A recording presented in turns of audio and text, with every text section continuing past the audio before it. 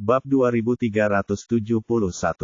Jared dengan lembut menyibakkan rambutnya ke samping dan berbisik, "Mari kita rawat lukamu dulu." Hatinya tidak tenang sejak dia pulang. Jadi, begitu anak-anaknya tertidur, dia memutuskan untuk kembali ke rumah sakit dan saat itulah dia langsung dihadapkan dengan pemandangan ini. Dia tidak peduli dengan Snow, karena hasil ini sepenuhnya adalah perbuatannya sendiri. Akan tetapi, Nicole mengalami cedera lain karenanya, lukanya masih berdarah, membasahi perban dan menodai pakaiannya hingga berwarna merah. Dengan lembut dia menggendong Nicole ke dalam pelukannya dan melangkah keluar dari bangsal.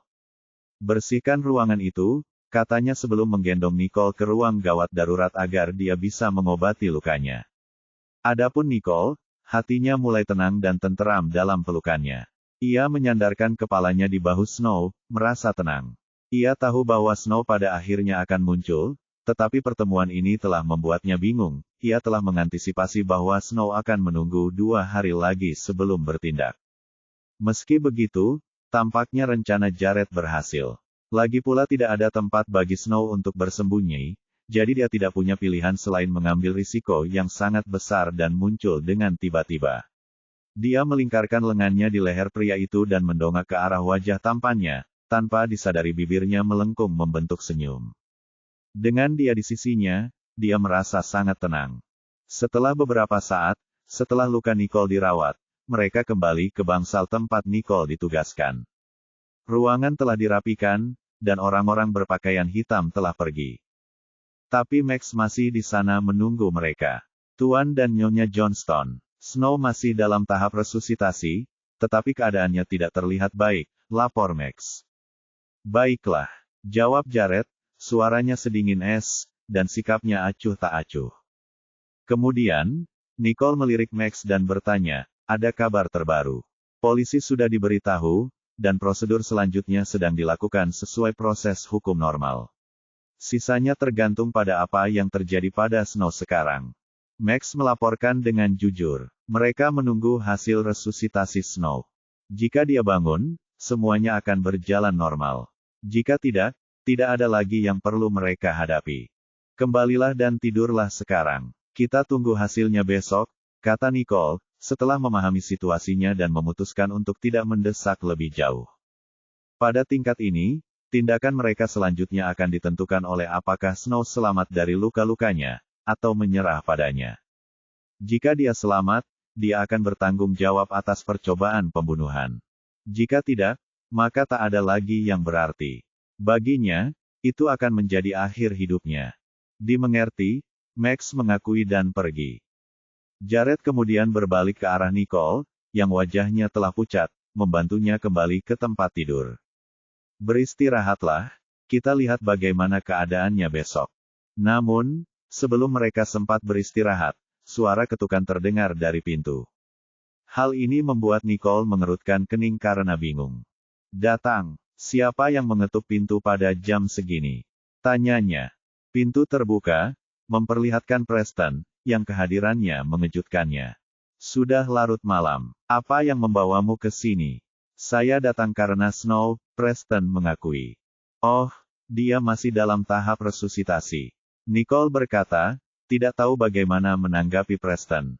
Dia menjelaskan situasinya secara singkat kepadanya dan memutuskan untuk tidak menyebutkan apapun lagi. Setelah ragu sejenak, Preston mengatupkan giginya dan berkata, "Sebenarnya saya di sini untuk meminta maaf." "Meminta maaf?" Nicole menjadi semakin bingung sekarang. Mengapa Preston ingin meminta maaf padaku? Bab 2372. Preston menarik napas dalam-dalam sebelum berkata, "Nicole, aku tahu Snow salah. Aku akan meminta maaf kepadamu atas namanya." Kemudian, dia membungkukkan badannya untuk mengungkapkan ketulusannya. "Tidak perlu begitu, sungguh. Dia masih dalam situasi kritis saat ini. Tidak perlu meminta maaf. Lagi pula, ini bukan salahmu. Kamu tidak perlu melakukan ini," jawab Nicole. Walaupun dia tidak mengingat semuanya, dia tahu bahwa Preston berbeda dari anggota keluarga di Lyon lainnya. Dia adalah satu-satunya yang menunjukkan sedikit kebaikan padanya. "Aku tahu apa yang terjadi. Dia mengatur kecelakaan dan melukaimu sebelumnya, namun sekarang dia mengulangi kesalahannya tanpa sedikit pun rasa penyesalan. Sekarang, dia menanggung akibat yang ditimbulkannya sendiri. Dia tidak bisa menyalahkan orang lain. Preston menggerutu, merasa bahwa tindakan Snow kali ini benar-benar keterlaluan. Jangan bicarakan Snow lagi. Kalau kamu datang mengunjungiku, aku harus bilang bahwa aku menyambut dan menghargai itu. Tidak perlu membahas sesuatu yang sudah terjadi. Itu hanya akan memengaruhi suasana hati kita hari ini. Sebaiknya kita bicarakan sesuatu yang menyenangkan saja. Nicole menjawab, tidak ingin Preston merasa bersalah dan berusaha mengalihkan pembicaraan. Namun, ekspresi wajah Preston menjadi lebih serius. Aku akan datang mengunjungimu besok, karena aku khawatir padamu. Tapi untuk saat ini, aku harus pergi ke ruang operasi, kata Nicole, memahami maksud Preston. Ya, tak seorang pun dalam keluarga ingin datang ke sini karena tindakan bodohnya. Namun, seorang anggota keluarga tetap dibutuhkan untuk prosedur ini, jadi saya datang, jelas Preston. Baiklah kalau begitu. Lakukan saja apa yang harus kau lakukan, Nicole mengangguk. Preston melirik Nicole, lalu Jared sebelum berbalik untuk pergi. Betapa tidak berperasaannya mereka. Nicole mendesah, tidak percaya bahwa tidak ada seorang pun di keluarga Dillon yang bersedia datang. Dia mengerti bahwa Dillon dan yang lainnya mencoba membuktikan suatu hal dengan menjauhkan diri dari Snow. Mereka mungkin bahkan takut Jared akan menjadikan mereka target pembalasan berikutnya. Lalu dia menatap Jared dan mengerutkan alisnya. Apakah menurutmu Paman Dillon dan yang lainnya akan muncul jika kamu tidak ada di dalam gambar? Lagi pula, putri mereka sendiri bisa meninggal kapan saja. Sayangnya bagi Snow, hidupnya tidak sepenting kepentingan mereka sendiri. Pandangan Jared tetap acuh tak acuh. Kamu sebaiknya istirahat sekarang. Bagi Jared, tidak ada yang boleh menghalangi istirahatnya sekarang, dan dia akan menghentikan siapapun yang mencoba mengganggu Nicole. Baiklah. Nicole setuju dengan senyum bingung di wajahnya. Dia benar-benar dingin, dan dia tidak peduli sedikit pun tentang apa yang terjadi dalam keluarga Dillon. Oleh karena itu, Nicole merasa tidak ada alasan baginya untuk membuang-buang energinya pada hal itu, karena akan lebih baik baginya untuk tidur saja. Tak lama kemudian, lampu padam dan mereka tertidur. Namun, di luar rumah sakit, banyak yang menghabiskan malam tanpa tidur. Begitulah yang terjadi di rumah Dillon, ruang tamunya terang benderang. Seluruh keluarga berkumpul di sana dengan kegelisahan yang jelas terlihat dalam napas mereka. Apa yang harus kita lakukan sekarang? Apakah kita benar-benar tidak akan melakukan apapun? Wajah Karen pucat. Mereka tidak tahu apakah Snow masih hidup atau mati, dan mereka merasa tidak berdaya. Mereka bahkan tidak berani pergi ke rumah sakit. Bu, Preston sudah pergi ke rumah sakit. Kita tunggu saja kabar terbarunya. Raine menyeka matanya yang memerah dan mencoba menghibur Karen. Mengapa dia begitu bodoh? Dia sudah berhasil melarikan diri. Dia seharusnya meninggalkan Sanjoto daripada mencoba mengejar Nicole lagi. Sekarang, kita bahkan tidak tahu apakah dia hidup atau mati, gumam Karen cemas. Snow tidak bisa menahan amarahnya. Mengapa Nicole bisa menikmati hidup sementara kita selalu menderita? Dan dengan kejadian ini, kita tidak akan dianggap serius lagi di Sanjoto. Raine mendesah, berpura-pura tertekan. Kasihan putriku, keluh Karen lagi. Cukup, kita harus menerimanya. Dia sudah membuat keputusannya, jadi dia harus menanggung akibat dari tindakannya. Dillon menegur dengan keras, merasa frustrasi. Dia sudah melakukan apa yang bisa dia lakukan. Jika Snow masih gagal, dia hanya bisa berharap dia tidak akan menyeret mereka ke neraka bersamanya. Bab 2373. Dasar brengsek tak berperasaan. Yang kau bicarakan itu putri kita. Teriak Karen. Dillon melotot dingin ke arahnya, kalau kamu merasa kasihan padanya, aku akan menyuruh seseorang untuk segera membawamu ke rumah sakit. Karen tersedak. Jika dia pergi ke rumah sakit sekarang, dia akan mengumumkan ke seluruh dunia bahwa ada hubungan antara keluarganya dengan apa yang dilakukan Snow, yang membuat mereka bersalah karena terlibat. Dan jika Jared ingin membalas dendam pada mereka, mereka tidak akan bisa membalasnya. Wajah Karen menjadi pucat. Pada akhirnya, dia hanya bisa menyerah, tenang, dan tetap diam. Ibu, ayah, Preston sekarang ada di rumah sakit. Dia akan segera mengabari kita, Raine menghibur. Seringai di wajah Dillon bahkan lebih masam sekarang saat dia bergumam, apakah dia tidak khawatir akan menyeret kita ke bawah. Tapi salah satu dari kita harus muncul. Belum lagi, Preston selalu memiliki hubungan baik dengan Nicole. Dialah satu-satunya yang bisa berada di sana tanpa menimbulkan keributan apapun, jelas Raine. Dia berpendapat bahwa Preston adalah orang yang tepat untuk menangani masalah ini. Dillon menatap Raine dan bertanya, apakah semuanya pada tempatnya? Apapun yang terjadi, Jared tidak boleh mengetahui bahwa merekalah yang membantu Snow secara diam-diam. Jika tidak, mereka akan ikut tenggelam bersamanya.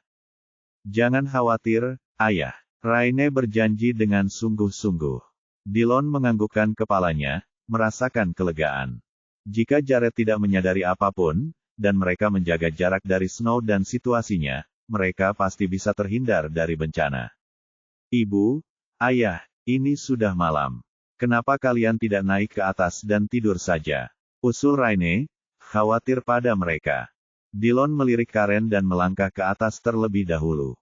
Karen menggertakkan giginya, dan tanpa mengucapkan sepatah kata pun, dia mengikutinya ke atas. Raine dan James adalah satu-satunya yang tersisa di ruang tamu. Mereka berbalik untuk saling memandang, dan kegugupan yang mereka rasakan langsung lenyap. Dia gagal meskipun kami telah membantunya, kata Raine. Itu karena Nicole sudah meramalkan hal ini. Karena itu, dia telah mengambil tindakan pencegahan yang diperlukan. Dia benar-benar memiliki pikiran analitis. James menyipitkan matanya. Dia memang selalu seperti ini. Selalu penuh tipu daya. Raine mendengus dingin. Memang, beberapa tahun terakhir ditandai dengan serangkaian kerugian bagi Nicole. Kita tidak bisa berbuat banyak mengenai masalah ini. Saya khawatir kita harus membiarkannya seperti ini dan mencari kesempatan lain-lain kali, keluh James. Yang harus mereka lakukan sekarang adalah bersikap rendah hati dan tidak menarik perhatian siapapun. Adapun Nicole, mereka bisa mencari kesempatan lain di masa depan asalkan mereka bisa bertahan menghadapi cobaan saat ini. Kurasa itu satu-satunya jalan keluar, jawab Raine. Meskipun dia jauh dari puas dengan hasil rencananya, dia tahu bahwa mereka tidak punya jalan keluar lain. James kemudian melirik Raine dan bertanya dengan suara pelan, apakah kau menemukan sesuatu mengenai orang yang memberimu petunjuk? Tidak, Raine menggelengkan kepalanya, dan merasa semuanya aneh juga. Dia telah mencoba menghubungi orang tersebut, tetapi dia tidak bisa menghubunginya. Bahkan, ia mulai bertanya-tanya apakah pengirim berkas itu adalah seseorang yang pernah ia temui secara pribadi atau tidak. Siapa yang misterius dan sulit dipahami ini? Apa motifnya? Gumam James. Siapa peduli? Yang penting mereka membantu kita, kata Raine, tidak terganggu dengan apa yang telah dilakukan pengirimnya. Lagi pula, mereka, setidaknya bagi dia, sangat membantunya. Oleh karena itu, dia berpendapat bahwa mereka tidak mempunyai niat jahat terhadapnya. James mengerutkan kening karena dia tidak setuju dengan apa yang dikatakan Raine. Akan tetapi, dia tetap diam, memutuskan untuk tidak menyatakan keberatannya. Ayo pergi. Hari ini melelahkan. Aku mau tidur. Raine bangkit. Baiklah, James setuju dan mengikuti Raine ke atas. Akan tetapi, James tidak dapat melupakan orang yang telah mengirim map itu kepadanya. Siapa sebenarnya yang akan memberitahu kita dan membantu kita agar tidak jatuh ke dalam perangkap Everett dan Harvey? James merasa tidak nyaman dengan masalah ini sepanjang waktu. Lagi pula, terlepas dari semua kesulitan dan upaya yang mereka lakukan untuk mengumpulkan semua informasi itu, individu yang membantu mereka pasti mempunyai motif tertentu. Namun, mereka tidak pernah muncul. Faktanya, mereka bahkan tidak meninggalkan apapun agar James dan Raine dapat melacak mereka, sesuatu yang menurut James aneh. Bab 2374. Cepatlah. Kenapa kamu begitu lambat? Oh. Respons Raine yang kesal terdengar dari lantai atas, menyebabkan James tersadar dari lamunannya dan mengikutinya ke atas. Begitulah, malam pun berlalu, dan hari baru pun tiba. Rumah sakit yang tadinya sunyi senyap sepanjang malam, namun menjelang fajar, keadaan menjadi kacau lagi. Pada saat itu, lampu ruang gawat darurat yang menyala sepanjang waktu akhirnya redup. Setelah Preston dengan sabar menunggu dokter keluar dari bangsal, ia segera mendekatinya. Bagaimana itu? Dokter itu menggelengkan kepala dan mendesah. Yang terbaik bagi keluarga adalah bersiap untuk hal terburuk. Otak pasien telah mengalami trauma yang sangat besar. Meskipun operasinya berhasil, kami masih belum yakin apakah dia akan sadar kembali. Jadi, dia dalam kondisi vegetatif. Preston tergagap, merasa sulit mengucapkan kata-kata itu. Kami sudah berusaha semampu kami, kata dokter itu dengan penuh penyesalan, lalu pergi. Pikiran Preston langsung kosong, dan dia berada dalam keadaan kebingungan total. Dia tidak tahu bagaimana harus memproses berita ini pada saat itu. Setelah beberapa saat, perawat mendorong Snow keluar ruangan. Silakan menuju counter untuk prosedur rawat inap. Preston menatap perawat itu seolah waktu telah melambat, membutuhkan beberapa detik baginya untuk menjawab, "Oke." Setelah semuanya selesai, gelombang pusing menyerangnya. Setelah berjuang menjaga keseimbangannya, ia berhasil berdiri diam. "Mengapa kamu tidak beristirahat sejenak?" tanya suara seorang wanita. Preston menoleh dan melihat Lulu, dan saat itulah dia bertanya, "Apa yang kamu lakukan di sini?" "Aku di sini untuk Nicole. Tapi aku mendengar apa yang terjadi tadi malam, jadi aku berpikir untuk mencari Snow." Lulu menjawab terus terang, meski nadanya agak kasar saat menyebut nama Snow. "Kemungkinan besar dia tidak akan bangun dari ini," jawab Preston dengan berat hati. Dia sama sekali tidak tahu bagaimana dia harus menanggapi berita itu. Bagaimanapun, Snow adalah saudara perempuannya, dan ini berarti kesulitan yang dialaminya akan tetap membuatnya merasa sangat sedih karenanya. Di sisi lain, Snow tetaplah orang yang bersalah, dan dialah yang telah menggali kuburnya yang akhirnya menyebabkan hasil ini. "Kamu kelihatannya tidak sehat. Apa kamu merasa baik-baik saja? Haruskah aku memanggil dokter?" tanya Lulu saat melihat Preston yang tampak acak-acakan. "Tidak apa-apa." Preston menggelengkan kepalanya. "Mari kita periksa Nicole." Di tengah kalimat, Preston mulai berjalan langsung menuju kamar Nicole. Melihat ini, Lulu terdiam dan mengikuti Preston. Ketika mereka tiba di kamar Nicole, Nicole mengerutkan kening saat memperhatikan penampilan Preston. "Kamu begadang sepanjang malam. Operasi baru saja berakhir." Preston memandang Nicole dan berbicara dengan suara rendah. "Dokter mengatakan bahwa dia mengalami trauma otak kritis. Ada kemungkinan besar dia akan tetap dalam kondisi vegetatif sepanjang hidupnya." Ruangan menjadi sunyi, dan udara menjadi sangat dingin setelah kata-kata itu diucapkan. "Begitu," jawab Nicole setelah beberapa detik. "Ini telah menjadi keadaan yang menyedihkan dan tidak ada seorang pun yang dapat mengatakan sesuatu yang dapat mengubah keadaan itu. Namun, dapat dikatakan bahwa Snow pantas menerima hukuman itu atas apa yang telah dilakukannya. Nicole, kamu harus banyak istirahat dan segera pulih. Aku pergi sekarang." Preston bergumam setelah ragu sejenak. Ia merasa sedikit malu menghadapi Nicole setelah semua yang telah terjadi. Meski dia merasa sedih karena Snow telah melakukan hal seperti itu, dia bahkan lebih merasa kasihan pada Nicole. Kalau saja bukan karena Snow yang telah terlibat dengan laki-laki yang karakternya dipertanyakan sambil memendam pandangan yang keras, Nicole tidak akan menderita seperti yang dialaminya. Bab 2375. Baiklah, kamu pasti lelah. Istirahatlah setelah kembali ke rumah. Nicole menatap Preston dengan tenang, wajahnya tidak menunjukkan kemarahan atau ketidakpuasan apapun terhadapnya. Menurut pandangannya, seluruh kejadian ini tidak ada hubungannya sama sekali dengan Preston. Karena itu, dia tidak akan melampiaskan amarahnya kepadanya. Karena Snow telah mendapatkan hukuman yang pantas, masalah ini dianggap selesai. "Saya pergi dulu," kata Preston, masih merasa bersalah dan menyalahkan dirinya sendiri. Kemudian, dia berbalik dan berjalan pergi. Melihat Preston telah pergi, Nicole menggigit bibirnya, menoleh ke Jared, dan berkata, "Saya ingin keluar dan pulang ke rumah." "Baiklah, aku akan meminta Max untuk mengaturnya untukmu," jawab Jared.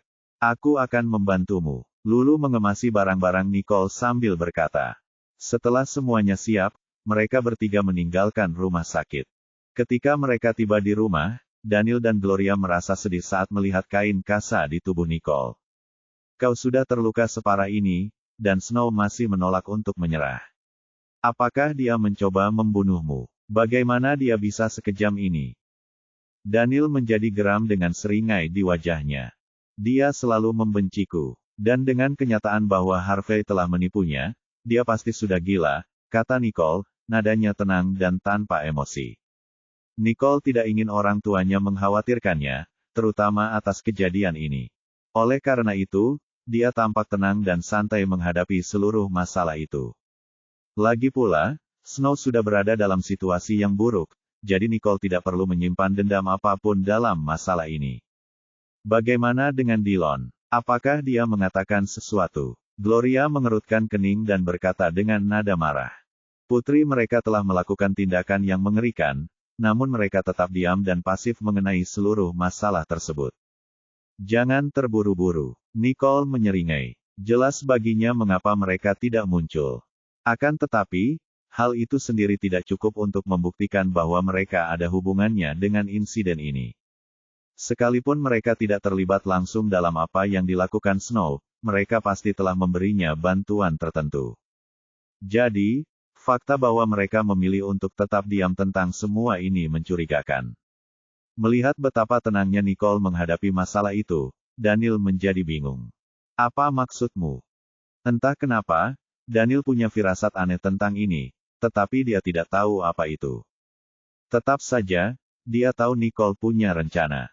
Jika mereka memilih untuk tidak terlibat, satu-satunya alasan pastilah karena mereka tidak sanggup memikul tanggung jawab atas tindakan Snow. Menciptakan jarak sejauh mungkin antara mereka dan masalah ini adalah prioritas utama saat ini, jelas Nicole. Mendengar itu, Daniel tak kuasa menahan diri untuk menghela napas panjang. Sekalipun Daniel tidak ingin terlibat dalam masalah ini, faktanya tetap bahwa Snow adalah orang yang telah melakukan percobaan pembunuhan terhadap Nicole. Ibu, ayah, jangan khawatir. Mereka belum ke rumah sakit. Preston satu-satunya yang ada di sana kemarin. Kalau mereka sekejam ini, tidak mungkin mereka akan meminta Snow minta maaf padaku. Mereka hanya mengincar apapun yang menguntungkan mereka, Nicole mengakhiri. Sekarang setelah Snow gagal, Dillon dan keluarganya akan tetap bersembunyi. Tetapi bahkan jika Snow berhasil, mereka akan tetap menyembunyikan diri dengan menggunakan Snow sebagai tameng dan merayakan kemenangan mereka dalam kenyamanan rumah mereka. Mereka tidak benar-benar peduli terhadap putri mereka, karena yang mereka pedulikan hanyalah kepentingan mereka sendiri. Nicole menyeringai dan secercah rasa dingin melintas di matanya.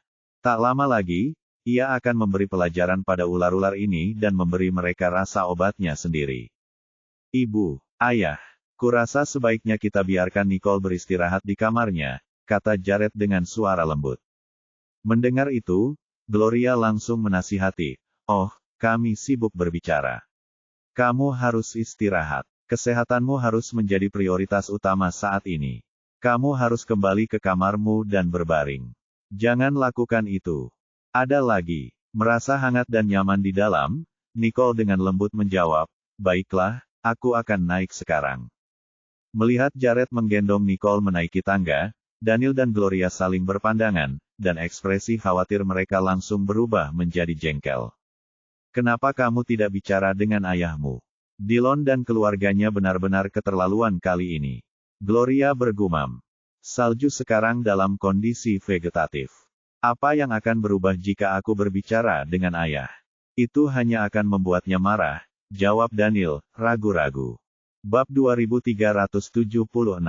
Kalau begitu, apa yang harus kita lakukan? Tanya Gloria sambil menggertakkan giginya. Aku tahu tidak ada lagi yang bisa kita lakukan terhadap Snow. Aku hanya khawatir dengan sikap Dillon, apakah mereka akan terus menyakiti Nicole. Gloria mengerti bahwa pertimbangan Daniel valid, tetapi pada akhirnya, dia lebih mengkhawatirkan perilaku Karen dan Dillon dalam skema yang lebih besar. Selama mereka dibiarkan bertindak tanpa hukuman, Gloria tidak akan merasa tenang. Kita tunggu saja dan lihat bagaimana perkembangannya. Daniel menjawab, tenggelam dalam pikirannya.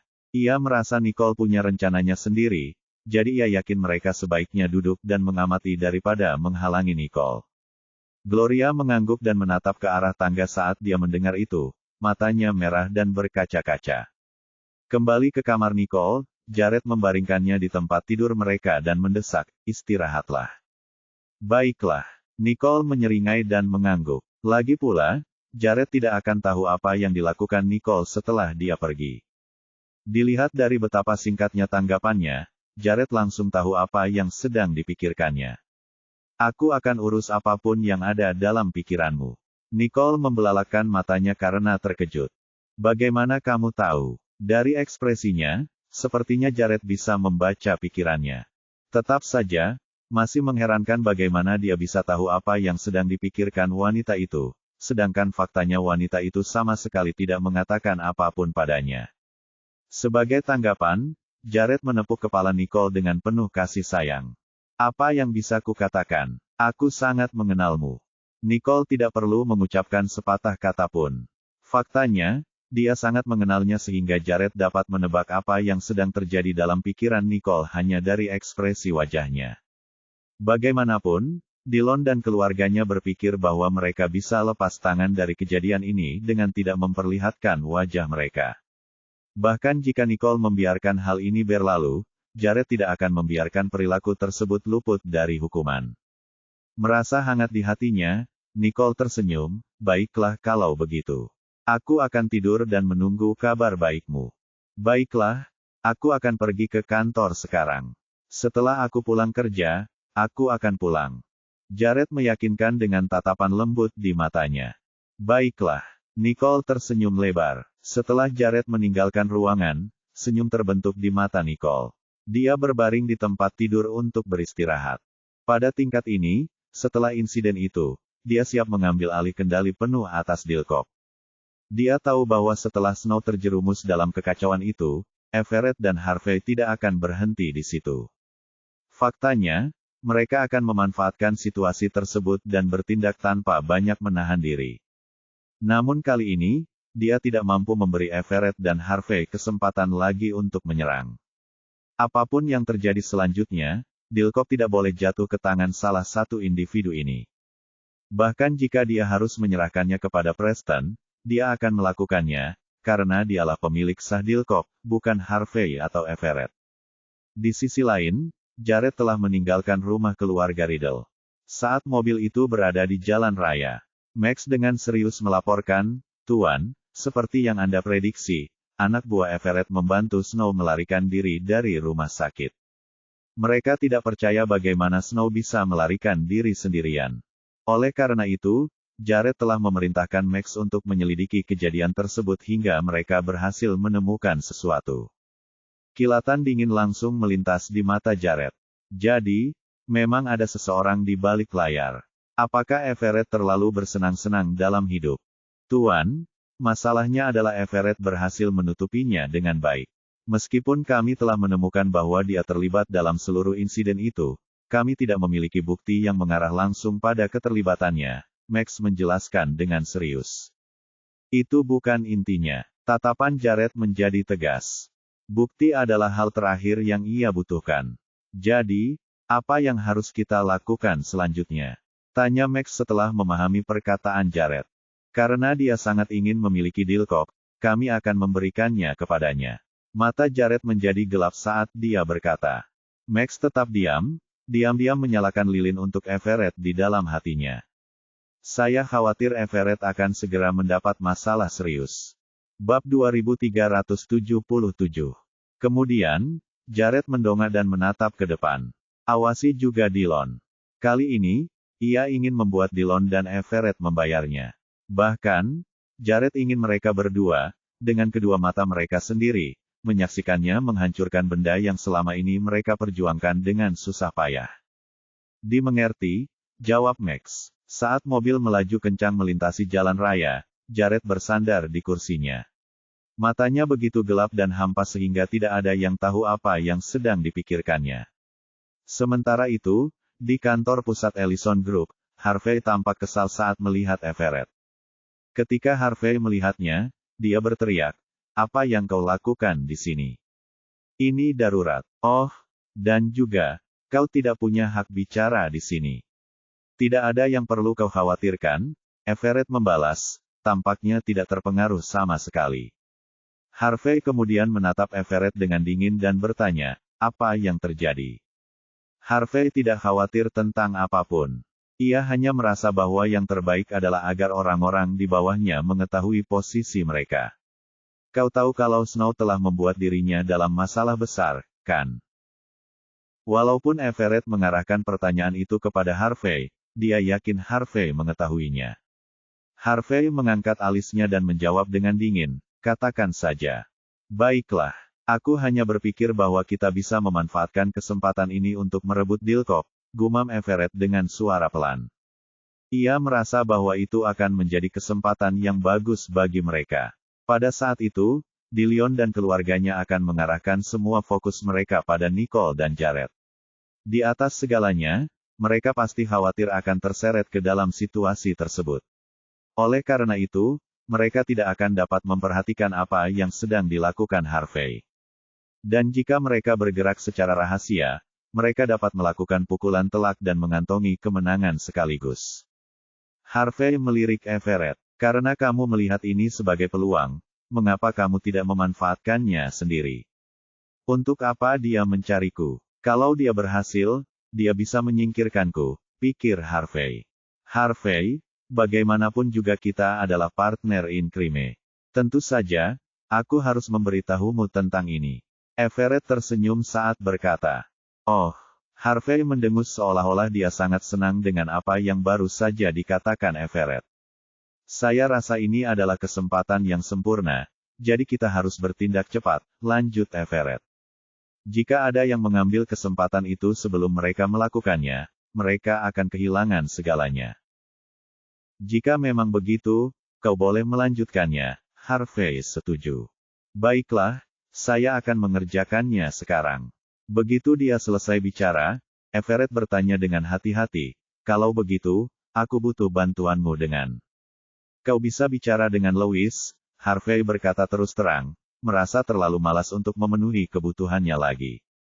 Harvey tahu bahwa Everett mencarinya untuk menjadi mitra hanya karena Everett tidak mampu mencapai apa yang diinginkannya sendiri. Setelah bertahun-tahun, Everett menjadi semakin resistan terhadap manipulasi. Lebih jauh lagi, keserakahan Everett semakin meningkat selama bertahun-tahun. Tidak seorang pun dapat memastikan kapan ia akan membalasnya. Oleh karena itu, ada kebutuhan yang pasti bagi Harvey untuk berhati-hati terhadap Everett. Setelah Everett meninggalkan kantor Harvey, ekspresi licik di wajahnya perlahan menghilang. Tubuhnya kemudian tegak, kontras dengan posisi sebelumnya yang membungkuk. Kemudian, Everett mengamati sekelilingnya dan melangkah keluar dari gedung perusahaan Ellison Group. Snow gagal dalam percobaan keduanya dan yang lebih parah lagi, ia jatuh ke dalam kondisi vegetatif. Tidak seorang pun tahu tentang apa yang telah dilakukan Everett. Jadi ini adalah kesempatannya untuk melawan. Satu-satunya hal yang perlu ia lakukan adalah melakukan manuver licik, dan kemudian, Dilkop akan menjadi miliknya. Ketika saatnya tiba, tidak ada seorang pun yang akan memandang rendah Nandokop lagi. Selain itu, Nandokop juga akan mendapat peringkat sebagai perusahaan kelas 1. Tak lama kemudian, matahari terbenam, mewarnai langit dengan cahaya senja yang indah dan berwarna-warni. Obrolan ceria terdengar dari kediaman Riddle, saat seluruh keluarga berkumpul bersama dalam suasana gembira.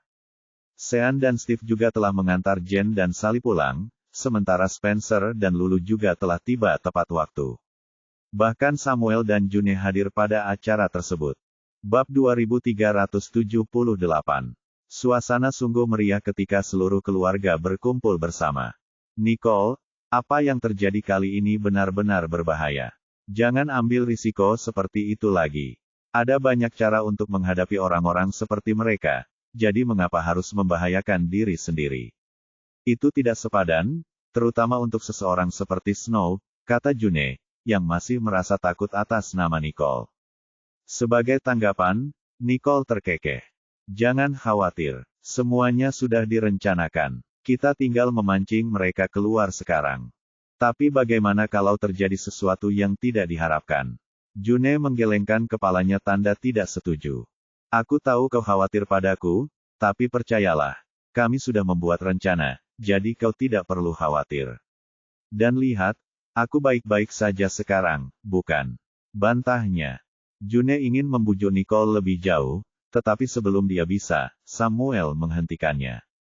Jangan khawatir, Tuan Johnston bersama kita. Dia tidak akan membiarkan apapun terjadi pada Nicole.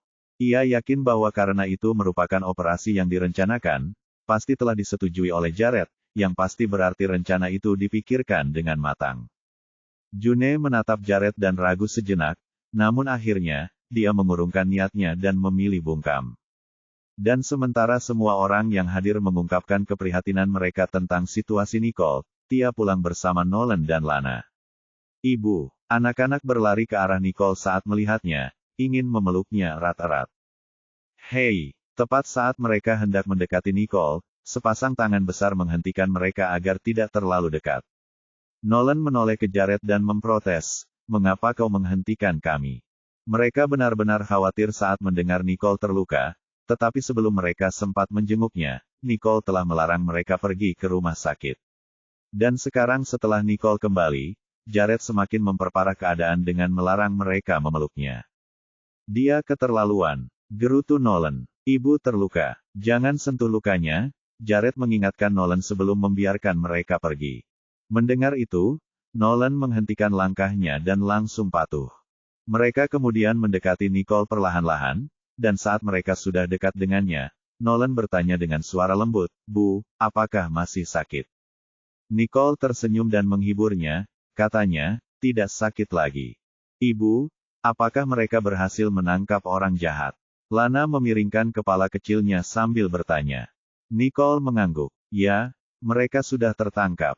Polisi sudah membawa mereka pergi." Nolan dan Lana langsung merasa lega saat mendengar bahwa orang-orang yang telah melukai ibu mereka telah tertangkap. Itu bagus. Orang jahat harus ditangkap. Nicole mengusap kepala mereka dengan penuh kasih sayang, matanya penuh dengan kelembutan. "Nona Nicole, aku akan kembali jika tidak ada yang lain," Tia mengumumkan. Dia merasa lega melihat Nicole baik-baik saja, jadi dia pun bergegas kembali untuk merawat Nyonya Walleser. Sebelum dia sempat melakukannya, Nicole menghentikannya dan berkata, "Bawa nenek ke sini. Ayo kita makan malam bersama dan bersenang-senang malam ini." "Baiklah, aku pergi dulu," Tia setuju karena ia pikir Nicole merindukan Nyonya Walleser. "Baiklah, mari kita semua menunggu di ruang makan," seru Gloria. Segera setelah itu, seluruh keluarga duduk di ruang makan, mengobrol dan makan dengan gembira. Nyonya Walleser duduk di sebelah Gloria, dan mereka berdua mengobrol dengan senyum di wajah mereka sambil memperhatikan anak-anak dan kejenakaan mereka. "Saya merasa puas mengetahui bahwa mereka baik-baik saja." Ibu Walleser memandang mereka dengan penuh kasih sayang, tatapannya yang tajam akhirnya tertuju pada Nicole.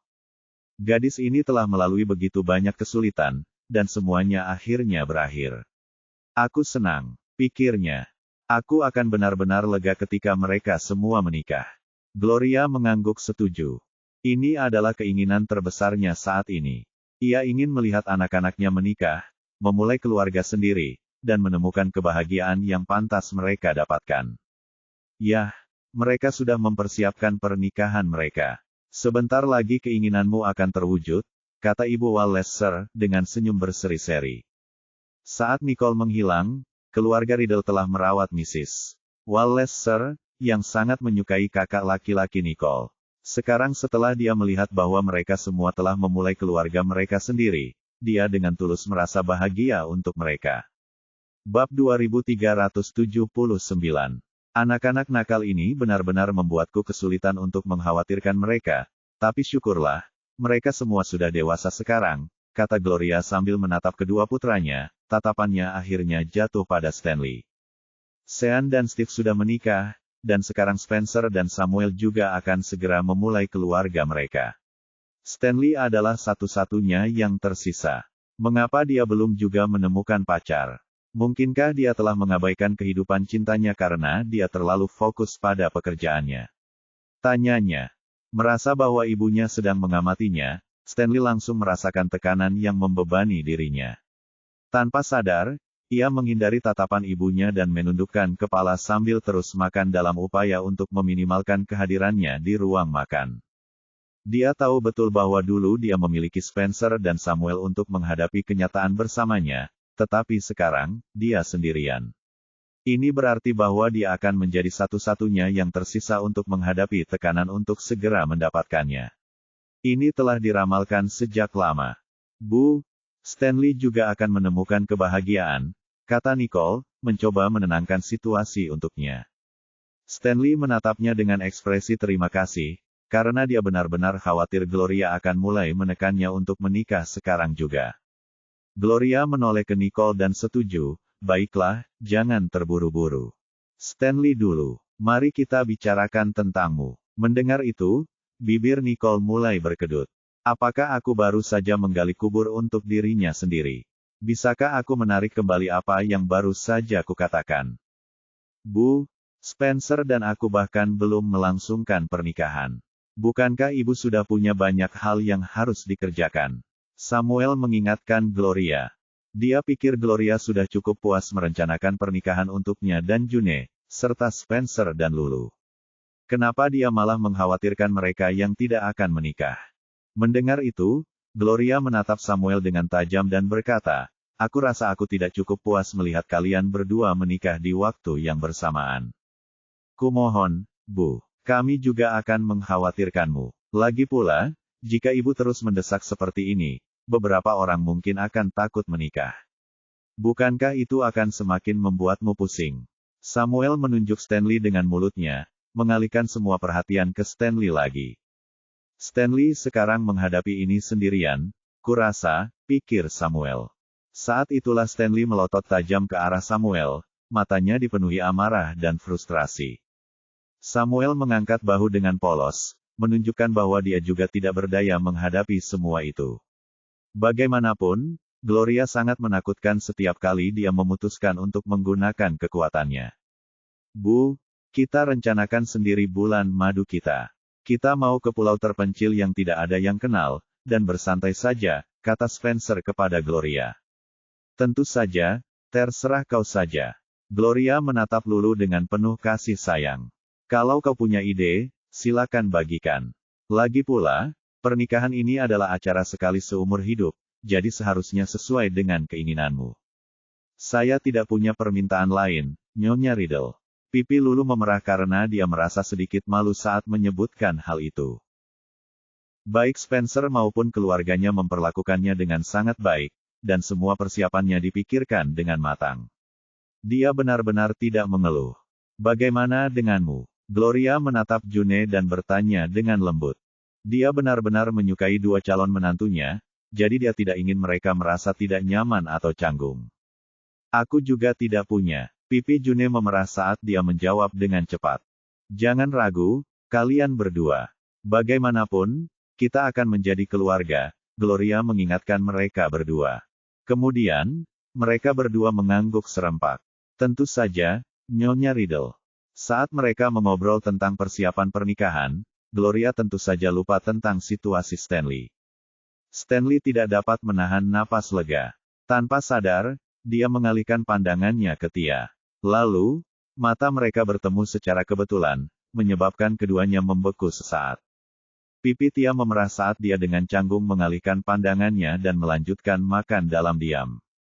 Stanley, di sisi lain, berhenti sejenak, lalu dia mengalihkan pandangan dengan ekspresi aneh di wajahnya. Pertukaran pandangan ini tidak luput dari perhatian mata elang Nicole saat senyum tipis tersungging di wajahnya. Makan, sebuah suara lembut mencapai telinganya. Nicole menundukkan kepalanya dan mendapati piringnya telah terisi dengan berbagai hidangan yang disukainya. Bab 2380. Dia tahu Jared telah mengambil piring-piring itu untuknya. Dia menatapnya dengan senyum di matanya dan berkata, kamu juga. Ya, mari kita makan, sahut Jared dengan pandangan lembut di matanya. Bagaimana rencananya? Nicole bertanya pada Jared dengan suara pelan sambil makan. Bagaimana menurutmu? Tatapan Jared menyempit. Dia tahu bahwa Nicole juga punya pemikirannya sendiri tentang masalah ini. Jadi, dia perlu mempertimbangkan apakah rencana mereka harus diintegrasikan. Nicole menggelengkan kepalanya. Aku hanya bertanya. Hal ini membuatnya mengerutkan kening dan bertanya, benarkah? Merasa sedikit bersalah di bawah tatapannya, Nicole terkekeh canggung. Aku tidak punya banyak hal untuk dikatakan tentang rencanamu. Tapi aku hanya ingin menambahkan sesuatu untuk mengatasi masalah ini sepenuhnya. Setelah jeda sebentar, Jared berkata dengan suara rendah, James. Ya, orang itu tidak bungkuk. Dia juga cukup rakus. Sayangnya bagi James, Nicole telah memergokinya lengah. Akan sia-sia jika mereka tidak memanfaatkan kesempatan ini untuk membungkamnya untuk selamanya. Baiklah, aku serahkan sisanya padamu. Jared setuju dengan tatapan penuh kasih di matanya. Terima kasih, jawab Nicole dengan manis. Namun, sekilas tatapan nakal melintas di mata Jared. Kau bisa berterima kasih padaku dengan cara lain. Sudah, jangan ngomong lagi, ayo makan, tegur Nicole sambil memberi tatapan memperingatkan. Jared mencondongkan tubuhnya ke arah Nicole dan berbisik di telinganya, kupikir kau ingin mengatakan, berhenti bicara, cium aku. Diamlah. Nicole mengangkat kepalanya dan melihat sekeliling karena malu. Dia merasa lega saat melihat tidak ada yang memperhatikan mereka. Melihat parasnya yang menggemaskan dengan pipi yang merona, senyum Jared yang berseri-seri pun semakin lebar. Setelah makan malam yang menyenangkan, semua orang kembali ke ruang tamu, makan buah-buahan dan berbincang tentang kehidupan mereka. Dengan demikian, keluarga itu harmonis dan bahagia, dan hanya berbagi momen-momen menyenangkan bersama.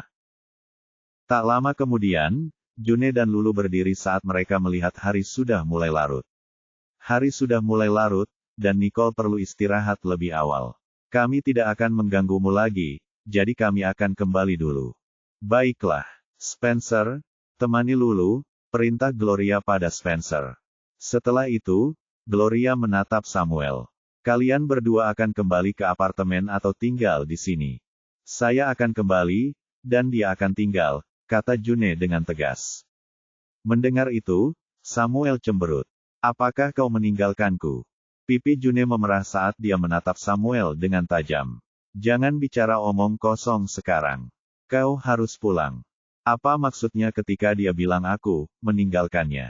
Dia hampir pulih dan telah kembali ke keluarga Riddle, pikir June, merasa bahwa Samuel tidak perlu mengikutinya. Kembali ke apartemen. Samuel tiba-tiba tercekat. Dia memang sudah kembali ke rumah, tetapi dia tidak ingin tinggal sendirian, karena dia sudah terbiasa menghabiskan setiap hari bersamanya. Ada apa? Kamu tidak terbiasa tinggal di rumah lagi. Goda Stanley. Kalau begitu, Samuel akan tinggal. Spencer juga bisa membawa June pulang. Gloria merenung sejenak sebelum mengambil keputusan. Baiklah, maaf merepotkan kalian. June langsung setuju dan menatap Spencer dan Lulu dengan penuh rasa terima kasih. Kenapa kamu tiba-tiba jadi sok pintar? Lulu terkekeh.